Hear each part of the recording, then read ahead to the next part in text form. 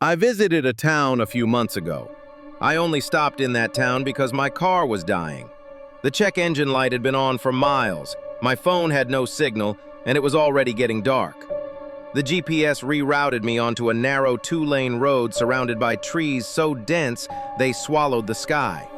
Eventually, a faded sign appeared. "Welcome to Ravens Ridge. Population 412. I remember thinking it sounded fake, like a name from a bad horror movie. The town itself looked normal, too normal. A gas station, a diner, a small motel, and a few quiet streets lined with identical houses. Everything was clean, still, silent. I pulled into the gas station, but no one came out. The lights were on. The door was unlocked. The place smelled like old coffee and disinfectant. That's when I noticed a piece of paper taped to the counter. It was titled, "Temporary Visitor Rules."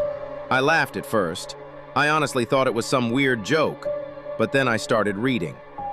1. Do not leave your room between 1:11 a.m. and 3:33 a.m. 2. If you hear knocking during those hours, do not answer. 3. If you hear your name being called, especially in a familiar voice, do not respond. 4. Keep your curtains closed after sunset. 5. If the streetlights turn red, look at the ground until they change back. 6. Do not acknowledge anyone who stands too still. 7. If you see someone who looks like you, leave immediately. 8. If you break a rule, act like you don't notice. Panic makes it worse. At the bottom, in smaller handwriting, "These rules are for your safety. We're sorry." I stood there way longer than I should have.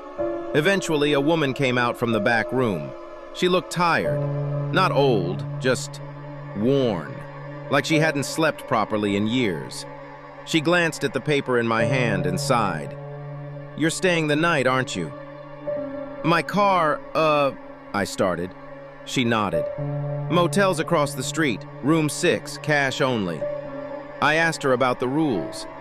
She didn't laugh. She didn't explain either.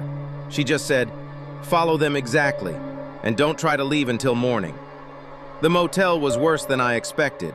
Flickering lights, thin curtains, and a strange humming sound that never stopped.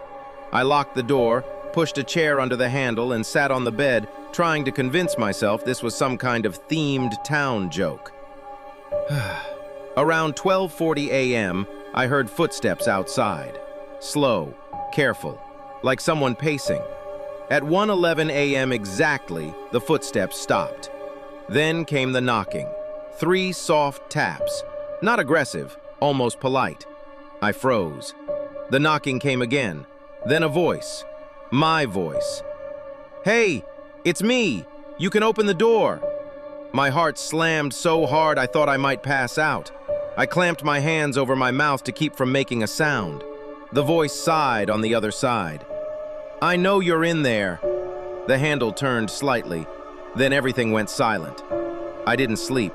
At some point, I noticed the streetlights outside had changed color. They weren't yellow anymore.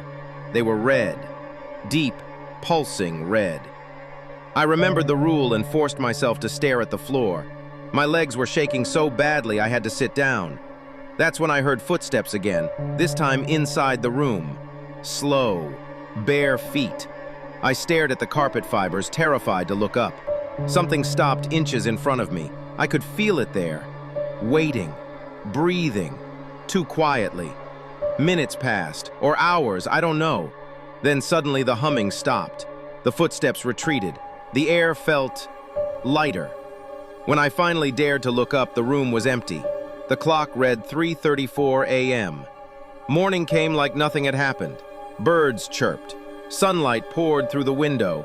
The town looked normal again. Too normal. I packed fast and went straight to my car. It started immediately, like there'd never been a problem. As I drove toward the edge of town, I passed a wooden sign I hadn't noticed before. It faced outward, toward the road leading away. It read, "Thank you for following the rules." Below it, in smaller text, "Most people don't." I didn't stop driving until I reached the highway. I told myself it was stress, exhaustion, a hallucination, and I try to never think about it. But sometimes the thought of it, it still creeps me out.